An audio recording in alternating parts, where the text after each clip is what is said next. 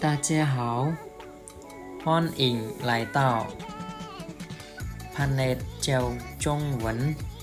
បាទថ្ងៃនេះគឺយើងមកសិក្សារៀនសូត្រភាសាចិនទាំងអស់គ្នាបាទ第一课第一课មេរៀនទី1បើថាមេរៀនទី1识字识字识字បើថាស្គាល់អក្សរ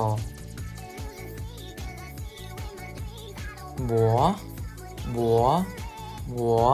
សំឡេងទី3បកប្រែថាខ្ញុំ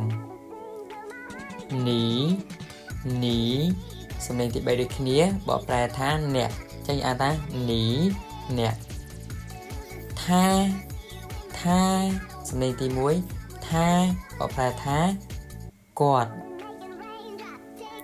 我们បកប្រែថា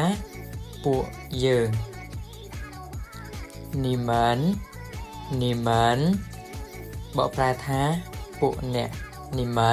ពួកអ្នក他们បកប្រែថាពួកគាត់បាទថ្ងៃនេះគឺយើងមកសិក្សារៀនសូត្រនៅភាសាចិនមកដល់ត្រឹមនេះហើយចាំមកថ្ងៃស្អែកគឺយើងសិក្សារៀនសូត្របន្តទៀតហើយបើសិនជាអ្នកនរគ្នាគិតថាវីដេអូនេះល្អអ្នកគ្នាអាចចុច Subscribe ហើយឲ្យចុចកណ្ដឹងដើម្បីទទួលបាននៅវីដេអូថ្មីៗបាទសូមអរគុណ